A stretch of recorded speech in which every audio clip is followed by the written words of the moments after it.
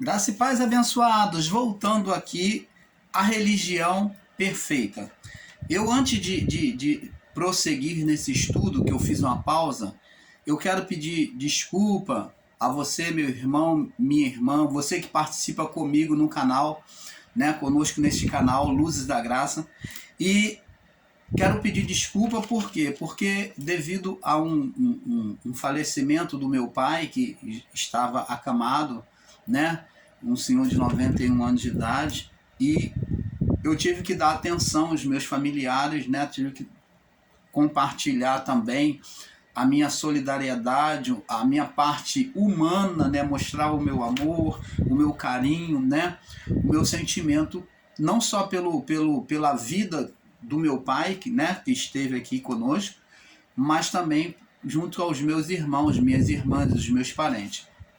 Então foi feito sepultamento desde de quinta-feira, no dia 7 de setembro, vai ficar marcado para mim, né? Após o trabalho eu recebi a notícia e tive que me mover para o local para poder resolver tudo isso e fazer o sepultamento, que foi completado no sábado, né? Foi completado no sábado. Então, e a partir daí eu tive muitas coisas para colocar em ordem. Então peço desculpa aos irmãos por deixar tanto tempo, mais uma vez, essa postagem, né? Mas eu vou fazer de tudo para que isso não aconteça de novo, né? E devido ao trabalho, que tive que botar o trabalho em ordem, peço desculpa mais uma vez aos irmãos. Vamos prosseguir no estudo, tá? A vida segue. O irmão Paulo não postou nenhum pano de fundo preto, como se fazem quando se fazem luta. Eu respeito a opinião das pessoas que assim fazem. Por quê? Porque o irmão Paulo entende que o luto, o pano preto, demonstra estar apagado. E eu não creio que a vida da alma do meu pai foi apagada. A alma dele não se apagou. O que apagou foi o corpo.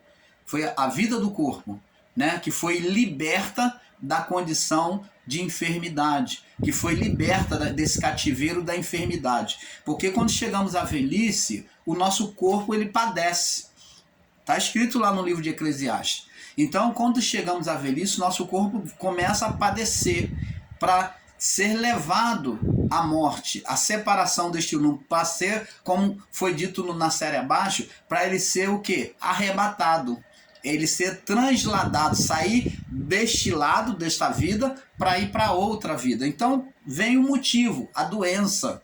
A doença, né? Muitas das vezes, a maior parte, o curso natural é a doença, a fraqueza do corpo e a doença. E então eu não coloco preto para dizer luto, porque meu pai, a alma dele não se apagou, pelo contrário, ela se acendeu. O lugar que foi ser acesa, vivificado, foi vivificado. E eu costumo postar o que eu ensino, no que eu creio. Então não creio em luto botando lá o preto, porque o preto significa trevas. Então eu estaria ensinando vocês errado, compartilhando o entendimento errado. Por isso que eu não coloquei luto no meu WhatsApp, não coloquei no canal, mas simplesmente venho comunicar a você a partida do meu pai aos 91 anos de idade, né? A partida da alma dele para o Pai Criador. Então, abençoados, ele recebeu luz, ele foi mais acesa ainda. Então, não posto preto, não posto luto com pano preto. Então é por isso que o motivo que o irmão Paulo está explicando. Mas o irmão Paulo aqui não está demandando contra os que fazem assim, não. Se é o entendimento dessas pessoas, eu respeito. Cada um tem um entendimento. Mas nós, o canal Luzes da Graça, procuramos buscar o perfeito entendimento. Então, ele não se apagou. Então, pelo contrário, ele se acendeu mais ainda, foi mais vivificado ainda. Então, por isso que eu não posto luto de preto. Vamos prosseguir. A igreja perfeita. Então, como estava falando, no final da minha fala, na parte 1, as pessoas africanas, elas, se formos tomar de forma literal, e elas entrassem em algumas igrejas evangélicas, convivessem aqui no Brasil, A forma de culto deles é muito barulhenta. Por quê? Porque eles extravasam a alegria e ficam glorificando a Deus no seu linguajar e são bem escandalosos para muitas religiões, para muitas igrejas aqui. A forma de culto. Então, cada país tem a sua forma de culto. Então, não se pode generalizar. Vai dizer que ele está possuído, com o espírito de macumba, quando eles dançar bailando lá, né? Igual dança africana, que é semelhante às danças que as pessoas dançam nos terreiros de macumba, de umbanda, de quimbanda, de candomblé. Ora, você está vendo aí como é que nós somos tendenciosos a julgar as pessoas pelo que nós vemos? Pela aparência. A palavra de Deus diz assim: não julgueis segundo a aparência. Nós não podemos julgar as pessoas pelo que nós vemos. Mas ele diz: não julgueis segundo a aparência, mas segundo a reta justiça. Então a reta justiça é a reta verdade dentro da palavra. Então a palavra do Pai, ela nos faz enxergar da forma correta. E não podemos sair julgando e generalizando, porque muitos pastores evangélicos vão considerar eles endemoniados se verem eles dançarem, se verem eles glorificar a Deus nas línguas deles. E aí? O chinês e o japonês na sua linguagem, na sua forma de culto? Oh, abençoados! Então, o que nós estamos aqui buscando mostrar para vocês, que não se pode generalizar, porque cada um tem um costume, tem uma forma de culto. E o amor ao próximo é buscar compreender e entender o nosso próximo. E não está julgando, está condenando o nosso próximo. Existem pessoas, como eu falei, que estão sendo tiradas de dentro da igreja, sendo insultadas até, por causa de apoiar um outro partido político, porque os seus líderes são dominantes e querem dominar a vida dela a ponto de dizer: você apoia ou não o político tal, a esquerda, a direita. Você está entendendo? Olha só, vamos lá no livro de Mateus capítulo 6.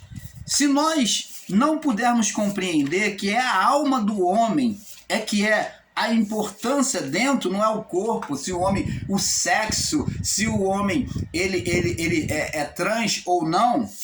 Deus não está preocupado. O corpo, nós prestamos juízo nesta vida. A vida do corpo, prestamos juízo nessa vida. Mas com a alma, prestaremos juízo a Deus. Diz aqui, ó, Jesus diz assim, ó, presta atenção. Mateus 6, no verso 12 em diante. Ele ensinando a orar ao Pai Nosso, ele diz assim, ó: e perdoa as nossas dívidas, assim como nós perdoamos os nossos devedores. Essas dívidas aqui são dívidas com o Pai. Dívida significa pecados, né? Existe tradução que diz: perdoa os nossos pecados, assim como perdoamos os nossos irmãos devedores, os nossos acusadores ou acusados. E diz aqui, ó: perdoa as nossas dívidas, assim como nós perdoamos aos nossos devedores. Na oração te ensina a pedir perdão. Agora preste atenção.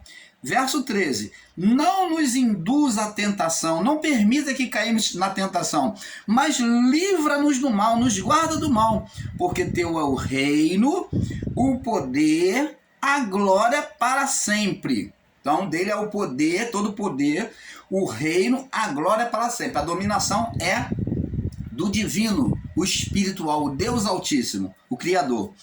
Verso 14: porque se perdoardes aos homens ou ao próximo as suas ofensas, também o vosso Pai vos perdoará a vós. Opa! Então quer dizer que é condicional, que se eu não perdoo o meu próximo, se eu não amo o meu próximo, então eu não tenho a bênção de Deus na minha vida?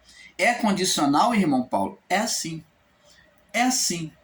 Se você não ama a Deus ao seu irmão que vê, como você vai dizer que ama a Deus que você não vê? Você se torna hipócrita, o irmão Paulo se tornaria hipócrita diante da sua afirmação de fé. Ah, mas irmão Paulo, eu vou na igreja, eu jejuo, eu faço parte de grupo lá, eu sou presbítero, eu sou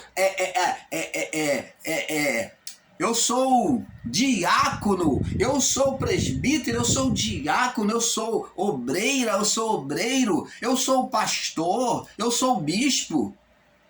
Isso tudo, você é, esse título todo, você é para o homem nesta vida. A sua posição eclesiástica, ela só serve para esta vida. Carne e sangue não herdarão o reino de Deus. Posição social nesta vida, sua posição eclesiástica não vai fazer a atenção de Deus se voltar para a sua vida.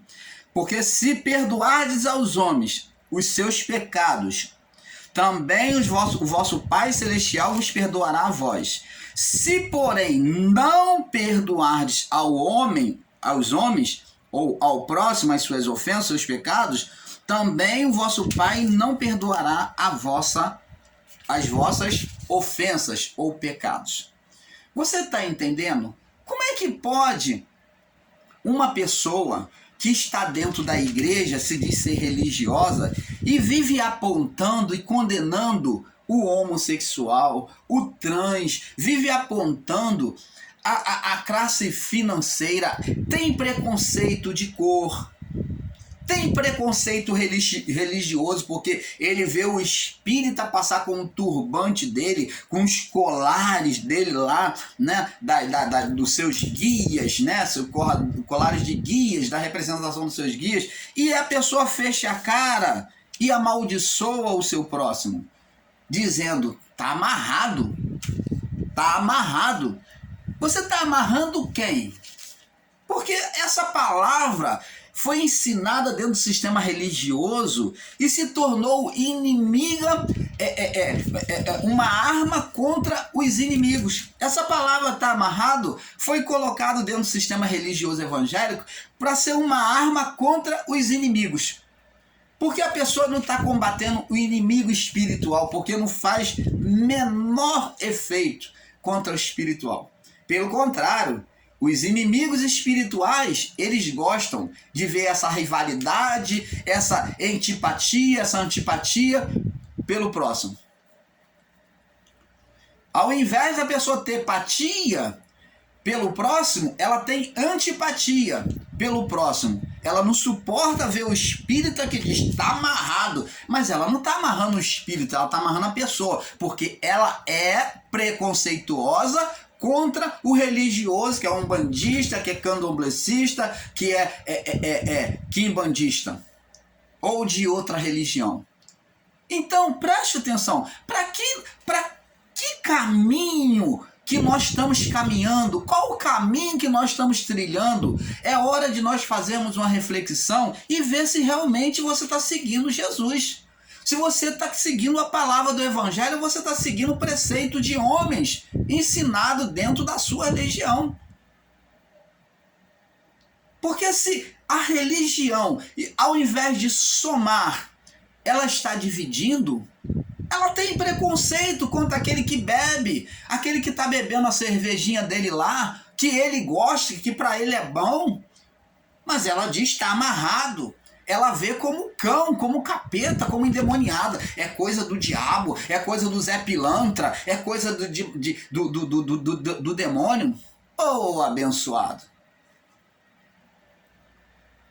Se a cachaça, se a cerveja, se o vinho, se a bebida ou o cigarro ou o que quer que seja a droga, ela é perniciosa, ela é perniciosa para a própria pessoa.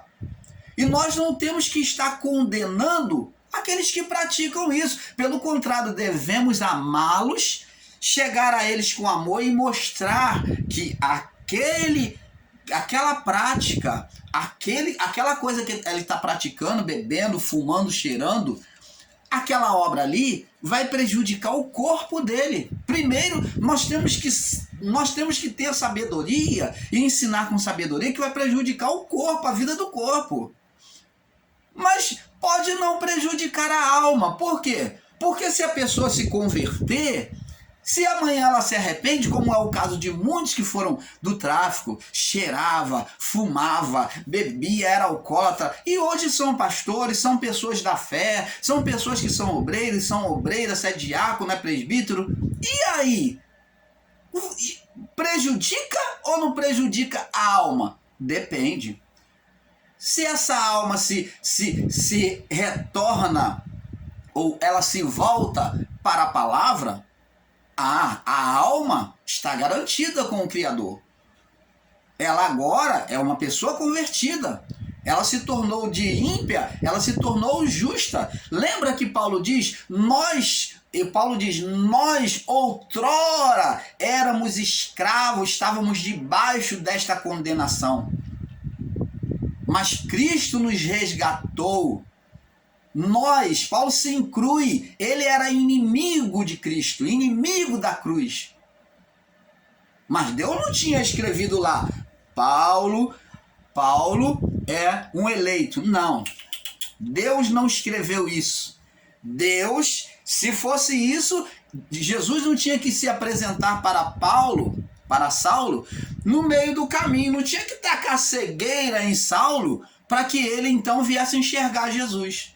Ora, se ele era escolhido, por que Deus faz isso? Então esse Deus, ele é brincalhão, ele é ardiloso.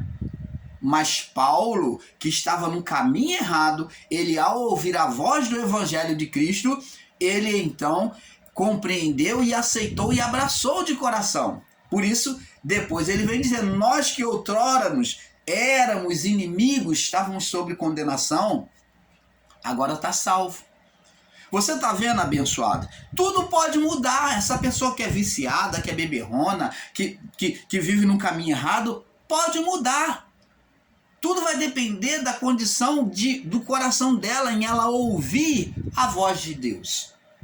Vamos ler aqui. Então viu aqui que Jesus falou, se perdoardes aos homens, né? Se perdoar o teu irmão, então Deus vai te perdoar. Se você não perdoa, você não vai ter o perdão. Vamos ver aqui também em Mateus 25. Olha só o que diz aqui, ó. Jesus diz aqui, ó. Mateus 25, no verso 35 ao 45. Diz assim, ó.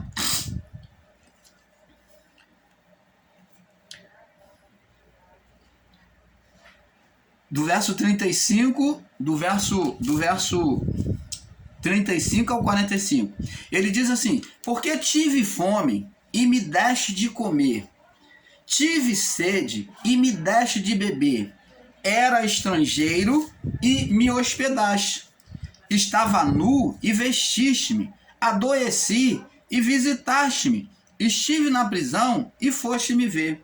Então os justos lhe responderam dizendo, os discípulos perguntaram, Senhor, quando te vimos com fome e te demos de comer, ou com sede e te demos de beber?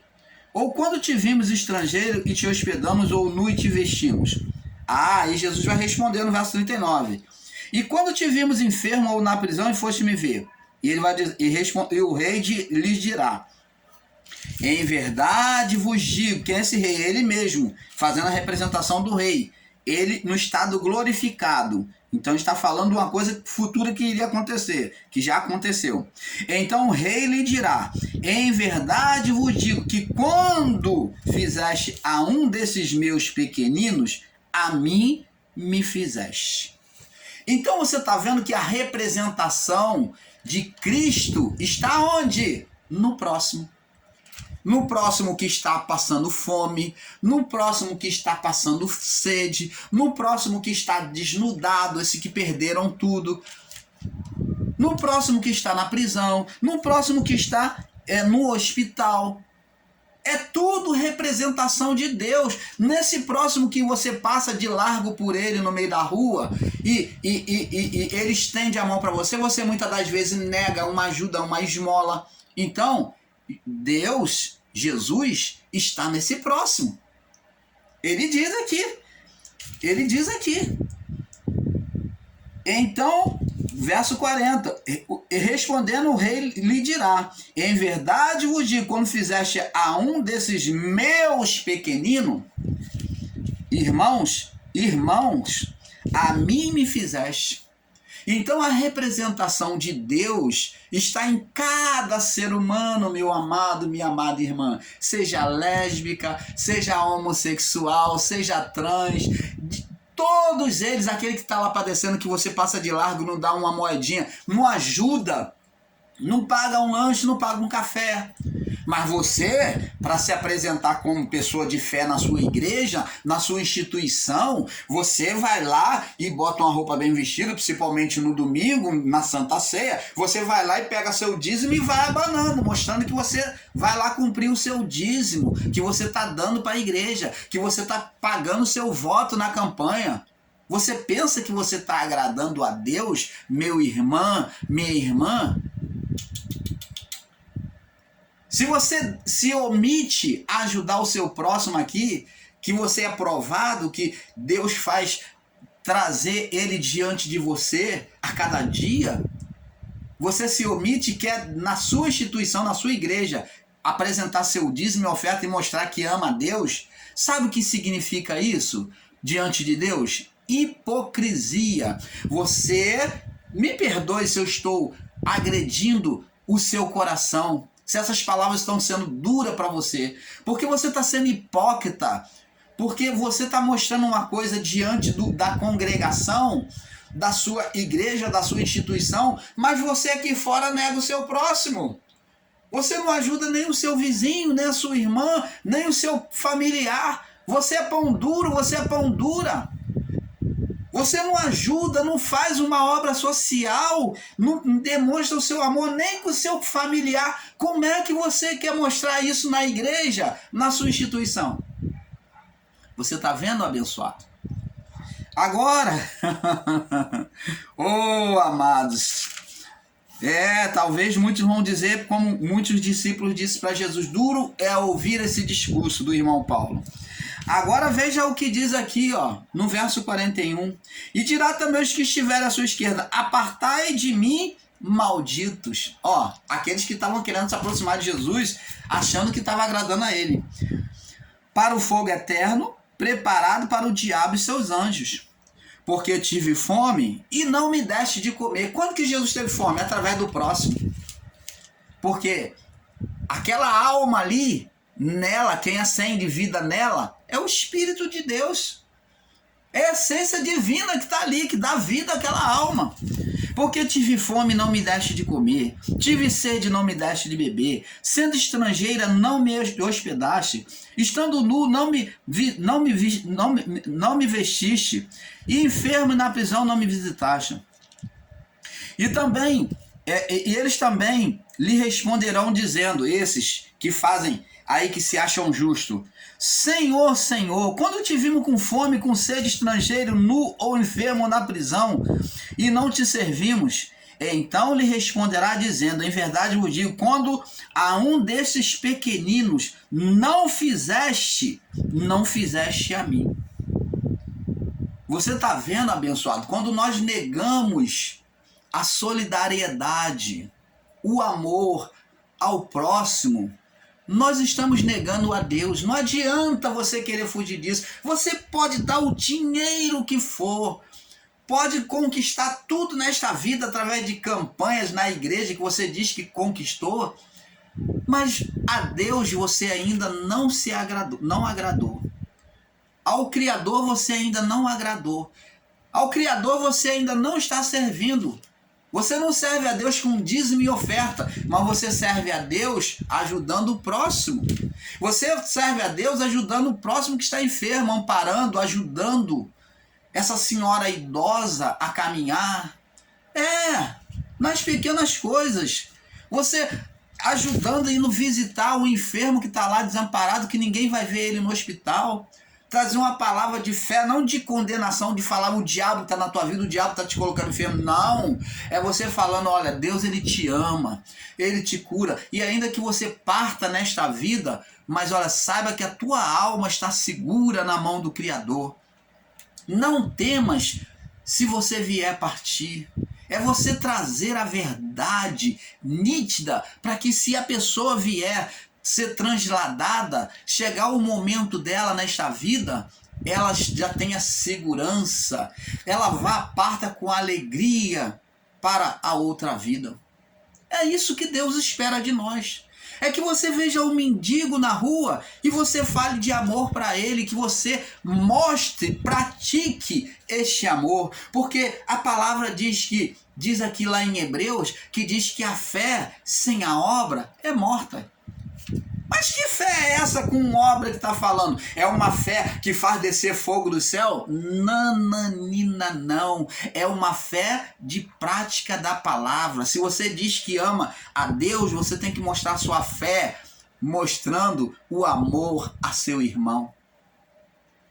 Porque a fé sem a obra, sem a prática, é morta. Mostra o seu amor a Deus ajudando seu irmão, porque é muito fácil ser hipócrita e mostrar na igreja, diante da instituição que você está ali servindo. Você está servindo a homem, não a Deus. Porque se você estiver servindo a Deus, você vai mostrar o seu amor com o seu próximo. O que adianta você dizer, eu sou empresário, eu possuo casa própria, tenho carro, tenho meu próprio negócio, dá testemunho lá, e você não dá uma cesta básica para o mendigo, para o seu familiar, até seu familiar, seus parentes que estão lá passando necessidade, e você está aí se mostrando o empresário, se mostrando o bambambam dentro da sua instituição, mas o seu familiar você deixa lá. Você poderia facilitar a vida dele, aliviar um pouco o jugo na vida financeira dele por um pouco, mas você nem isso faz. Não faz porque é hipócrita. Você quer mostrar para o homem, para a instituição. Você quer ficar bem com o homem, quer ficar bem na fita, como diz, com o homem, na aparência. Mas a realidade, você diz que tem fé, você tem fé para a igreja, na igreja, mas você não tem fé no Criador. Se você tivesse fé no Criador, você entender os propósitos dele, estaria ajudando o seu próximo. Seja na rua, seja no seu parentesco, na sua casa, seja aonde fosse, no hospital, em todo lugar. O que Jesus disse para Judas Iscariote, quando aquela mulher derramou o vaso de alabastro lá no pé dele e enxugando com os cabelos? Ele falou, Judas e os discípulos falaram assim, que desperdício, esse nardo aí poderia vender e fazer dinheiro e dar aos pobres. Olha, o Judas só estava pensando em pegar no dinheiro. Mas Jesus falou para Judas e os discípulos que criticaram o ato daquela mulher e disse, os pobres sempre tende convosco. Opa! Canal Luzes da Graça, trazendo o perfeito entendimento a você. Por que existe o pobre? Porque ele é a prova da nossa fé. É através do pobre, do necessitado, do humilhado, é que Deus vai provar o nosso amor para com ele. Por isso que nós sempre teremos os pobres, os necessitados, os humilhados nesta vida diante dos nossos olhos, porque Deus quer ver se você tem o mesmo sentimento que ele teve por meio do Filho. Jesus contou uma parábola do fariseu e do publicano. Passou lá o religioso, o fariseu, vendo um homem ser maltratado, foi maltratado, estava largado, os seus cobradores foram lá, cobrou, o homem não tinha como pagar, espancaram ele e jogaram no meio do caminho. Passou um religioso e só balançou a cabeça e falou, tá vendo? Isso aí, isso aí tá recebendo o mal sobre a vida dele, só veio criticar aquele publicano que estava ali. Então, passou o religioso e criticou. E agora veio um homem, um publicano, que viu aquele homem caído, pegou ele, colocou sobre a jumenta dele, levou à hospedaria e pagou a diária da hospedaria e deixou pago até que aquele homem se recuperasse. Você está vendo? O religioso, ele só encontra crítica, ele não vê uma saída, uma qualidade nas pessoas. Ele não tem o amor de Deus, por isso que o olhar dele é crítico, é peçonhento, só sai peçonha. Ele só vê o ponto mal, mas ele nunca vê o ponto bom. E como nós falamos no primeiro vídeo aqui abaixo, todos nós carregamos defeitos, amados. Todos nós. Agora, vemos também em 1 João, vamos lá mais uma vez, 1 João, olha só, o que é o amor de Deus? João, ele escreve com maior clareza para nós, capítulo 4, 1 João 4, no verso 8 ao 21. Diz assim, vamos ler mais uma vez. Diz assim, ó, verso 8 ao 20, do verso 7 ao 21.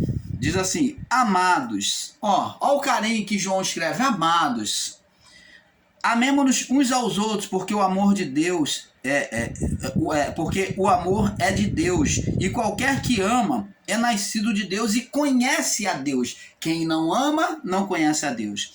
Aquele que não ama, não conhece a Deus. Aquele que não ama o seu irmão. Porque Deus é amor. Nisto manifestou o amor de Deus para conosco, que Deus enviou seu Filho unigênito, seu único Filho, né, ao mundo para que por ele vivamos. Nisto está o amor. Amor de quem? De Deus em nós, ó. Nisto está o amor de Deus. Nós conhecemos aqueles que têm o amor de Deus. Não que tenhamos amado a Deus, não que nós tenhamos amado a Deus primeiro, mas ele que nos amou a nós e enviou o seu Filho para a propiciação dos nossos pecados. Amados, se Deus assim nos amou, também nós devemos amar uns aos outros. Ninguém jamais viu a Deus. Ninguém jamais viu a Deus. Se nós amamos uns aos outros, também Deus está em nós. Naquele que está sofrendo, com fome, com sede, despido, maltratado, na prisão, no hospital. E em nós é perfeito o seu amor. Verso 13, nisto conhecemos que estamos nele. Ó, você é religioso aí, religioso de instituição, não de amor a Deus. Ó, presta atenção. Nisto conhecemos que estamos nele e ele está em nós. Você quer saber se você realmente está agradando a Deus? Então preste atenção. Pois que nos deu do seu Espírito, e vimos e testificamos que o Pai enviou o seu Filho para Salvador do mundo. Qualquer que confessar que Jesus é o Filho de Deus, está nele e ele em Deus. Mas confessar como? Por meio do amor. E nós conhecemos e cremos que o amor de Deus nos tem. Nós conhecemos e cremos no amor que Deus nos tem. Deus é amor. Quem está em amor está em Deus. E Deus nele. Nisto é perfeito o amor para conosco, para que no dia do juízo tenhamos confiança, porque qual é ele e nós também neste mundo. No amor não há temor, antes é perfeito. O amor lança fora o temor. Ó, até você que tem um amor não tem medo. É como aquela pessoa que vê a outra que vai sofrer um acidente e ela se joga diante daquela situação perigosa para poder salvar. Isso é o amor, o cuidado. A pessoa quer salvar aquela vida, resgatar. É como aquele que está morrendo afogado, salva a vida, vai lá e ele se entrega às ondas, ele corre o risco também de ser arrastado, porque ele está ali para demonstrar este amor, para salvar a vida. Ele não vê, ele não tem temor, porque o temor tem consigo a pena. E o que teme não é perfeito em amor. Nós amamos porque ele nos amou primeiro. Se alguém diz, eu amo a Deus, presta atenção, e odeia seu irmão, despreza seu irmão, é mentiroso. Porque quem não ama a seu irmão, a qual viu, como pode amar a Deus que não viu? E dele temos este mandamento, quem ama a Deus, ame também seu irmão. Vamos passar para a parte 3, abençoado, porque é um pouco aqui, um pouco ali. Então, o negócio está ficando bom. Temos muitas revelações para poder abrir os seus olhos sobre a perfeita religião, que está no perfeito amor de Deus. Paz, vamos para a próxima parte.